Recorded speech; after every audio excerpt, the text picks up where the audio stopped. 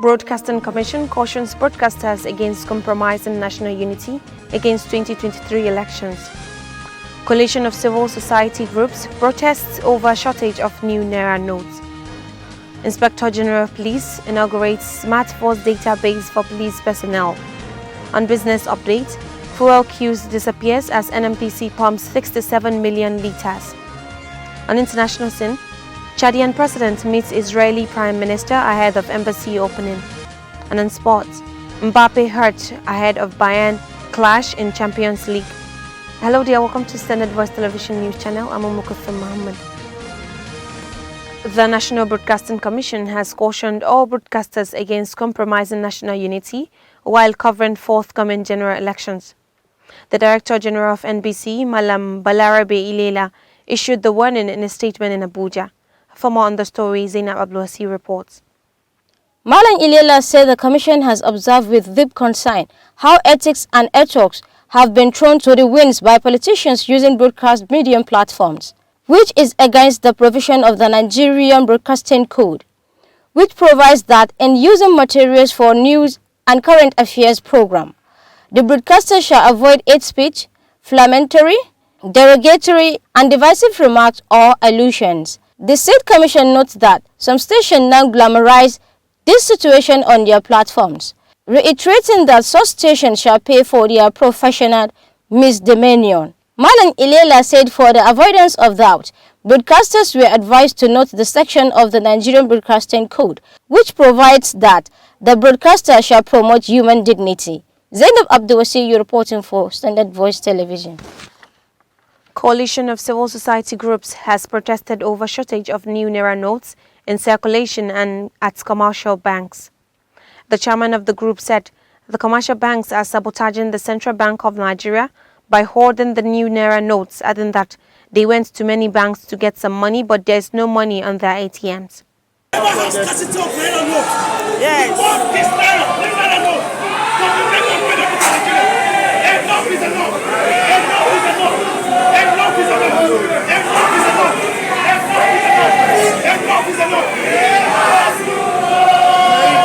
Some of the protesters were carrying placards with inscriptions, "Nigerians support CBN's policies. CBN must sanction the defaulting banks and EFCC should intervene."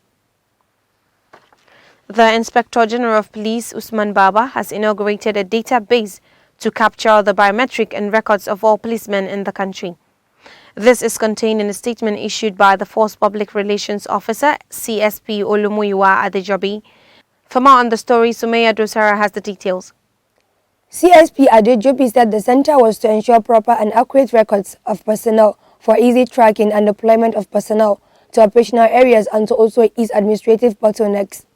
According to him, the Smart Force with storage servers is domiciled in the Nigerian Police Force National Command and Control Center. The Force spokesman said the IG also inaugurated ongoing training of police public relations officers and ICT personnel from 36 states and the FCT.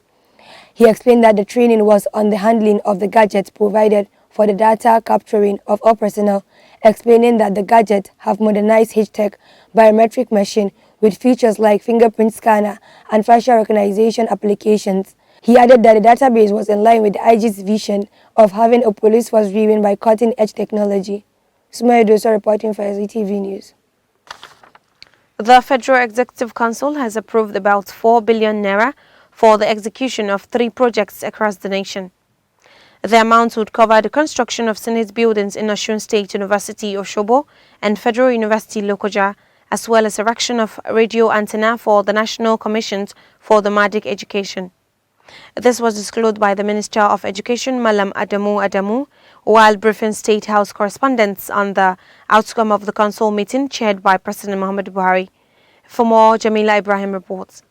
The minister gave the breakdown of the approval for the construction of the Senate building in Osun State University, Osogbo, at a cost of over 2 billion naira with a completion period of 76 weeks awarded to Waslaf Engineering Limited.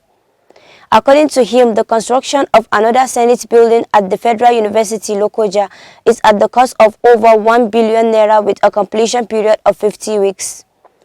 He said 336,745,631.70 was also approved for the erection of radio antenna for the National Commission for Nomadic Education, 50 kilowatt AM radio, awarded to Ekalpemos Technologies Limited with a completion period of 14 weeks. Adding that the last memo approved was for the takeover of David Umahi University of Medical Sciences, Ebonyi, by the federal government. Jamila Ibrahim Dusa, reporter for Standard Voice Television. The President Muhammadu Buhari has, during a one-day official working visit to Jigawa State, called on Nigerians to remain peaceful during the forthcoming 2023 general elections. President Muhammadu Buhari emphasized that tolerance and understanding are vital to the conduct of free elections. While at the palace of Emir of Hadejia Alhaji Adamu Abubakar Maje, President Buhari promised to look into the requests of the state governments on the availability of fertilizers and other farm inputs to boost local agricultural production. In his speech at the banquet honor of President Muhammadu Buhari at Government House Dutse, Governor Badar Abubakar of Jigawa State explained that the state would remain grateful to the federal government for several completed and ongoing projects in the transport, education, health, social investments, agriculture and security sectors. Nigerian Shippers Council will immediately commence the construction of a new vehicle transit area and inland dry port in Gusau, the Zamfara state capital. This is part of the fallout from the concerted efforts of the State Governor's Administration's vision of an economically new Zamfara state. In a letter of conveyance, the Nigerian Shippers Council also requested for an immediate commencement of the initial steps towards the realization of this project. Already, a meeting between the state government officials and that of the Shippers Council is scheduled for early next month to roll out a fast track to the takeoff of the project. The state governor, Honorable Bello Muhammad Matawale, said the intention of its administration is to ensure that the state benefits from all available federal government transport and commercial infrastructure that will lead to economic leap for the state. The National Population Commission said 1,044 facilitators and specialized workforce are currently undergoing training for the 2023 population and housing census in Zamfara state. This was disclosed by the Federal Commissioner of MPC in the state, Alhaji Muttakarini, while addressing the participants at the Federal College of Education Technical Gusau, venue of the training. Alhaji Rini said the recruitment for supervisors and enumerators was ongoing throughout the 14 local government areas of the state. The Federal Commissioner thanked the management, principal trainers and the technical team of Commission, the provost and management of the college in the state for their commitment to the success of the exercise. Earlier, the state training coordinator of MPC, Dr. Musa Gamji, urged the participants to be committed to their responsibilities during and after the training. Unknown bandits had on Wednesday blocked Kaura Shinkafi Road and abducted the driver of Dangote trailer loaded with bags of flour. The vehicle with its consignment has been driven to Moriki and parked at the premises of Moriki Police Station. Abducted along the Dangote driver were occupants of a golf car. The car is still at the scene of the incident because the bandits shot all its tires. Similarly, 5 people at Danduse and 15 people at Idorua villages of Kaya district of Maradun local government area were also abducted. Governor Babagana Umar Zulum of Borno State had on Wednesday bidded farewell to 19 youths who were mostly orphans and vulnerable indigents of the state. The students will soon depart for Suez City in Egypt to study and obtain Bachelor of Medicine and Surgery degrees on full government scholarship for a duration of 5 years. The scholarship to Suez University, for which Governor Zulum released 250 million naira, was one of the outcomes of a visit to some Egyptian universities by Governor Zulum in November 2020. The governor had, during the trip, promised to approve scholarship for youths from the most deprived family backgrounds in Borno State to study in Egypt, other countries and across Nigeria. The 19 youths who benefited from the scholarship were selected from Borno's 27 local government areas, comprising of 12 young men and 7 young women. The Independent Corrupt Practices and Other Related Offences Commission has arrested a woman from Twitter for allegedly offering the redesigned Naira notes for sale on social media. Spokesperson for the commission, Mrs. Azuka Ogugwa, in a statement said she was arrested as a result of intelligence received by ICPC's operatives. Mrs. Azuka said the suspect allegedly seized the opportunity of the scarcity of the new Naira notes to openly market the new notes.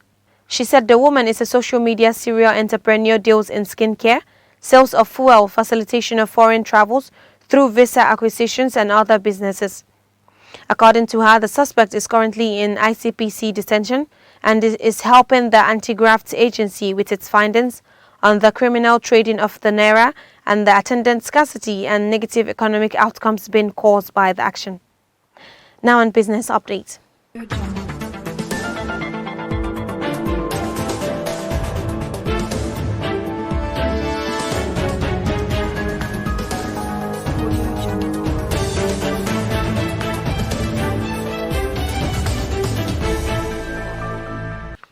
The queues for petrol cleared suddenly in most parts of Abuja, Niger, Nasarawa and other states on Wednesday, following the release of about 67 million litres of premium motor spirit PMS by the Nigerian National Petroleum Company Limited to marketers. Virtually all the major filling stations that used to have heavy queues before were seen without queues on Wednesday, as most of them dispense petrol to the cars cited in their various outlets. This came as the NNPC revealed that some of its 67 million litres daily supply of PMS was not only smuggled by trucks to neighboring countries but through marine vessels. Explaining the fuel supply data for the country since January 2022, during a meeting with stakeholders in Abuja, the Group Chief Executive Officer NNPC Melekari said, anytime they go down below 60 million litres of evacuation consistency for more than 3 days, they will have crisis across the country. Now on international news.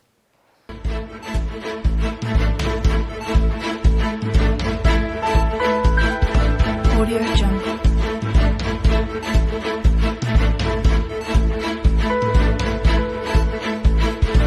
Audio Jungle.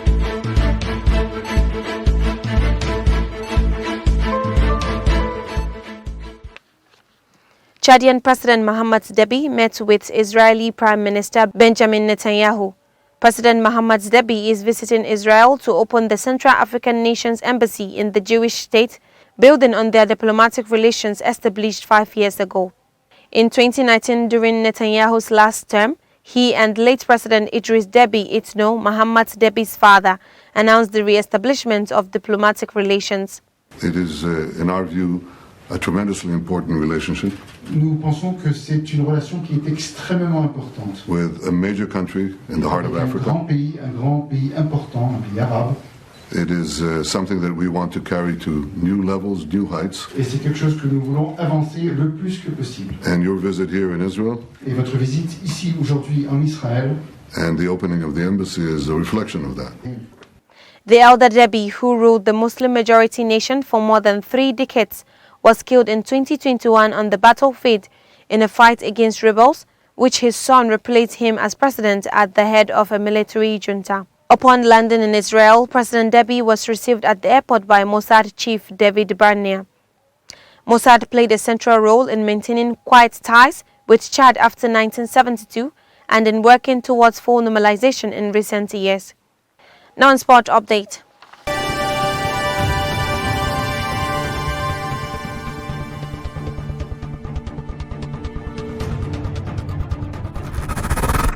Paris Saint-Germain forward Kylian Mbappe suffered an injury scare ahead of the Champions League clash with Bayern Munich as he hobbled off with a tie problem against Montpellier. Mbappe was replaced after 20 minutes and was seen clutching his left leg following a collision with Montpellier's Leo Leroy, a worrying sign with the first leg of the last 16 tie against Bayern on February 14th. The France star had earlier missed a penalty as Benjamin Lecomte denied him twice after Mbappe was allowed to retake the kick, having seen his initial attempt saved. PSG then lost Sergio Ramos to a head injury later in the first half. They were already without Neymar for the trip south, with the Brazilian suffering from muscle fatigue. And that's all we have in news update for today. But before we go, a recap of the major headlines. Broadcasting Commission cautions broadcasters against compromising national unity against 2023 elections. Coalition of civil society groups protests over shortage of new Naira notes. Inspector General of Police inaugurates Smart Force database for police personnel. On business update, fuel queues disappears as NMPC pumps 67 million litres. On international scene, Chadian President meets Israeli Prime Minister ahead of embassy opening. And in sports, Mbappe hurt ahead of Bayern clash in Champions League.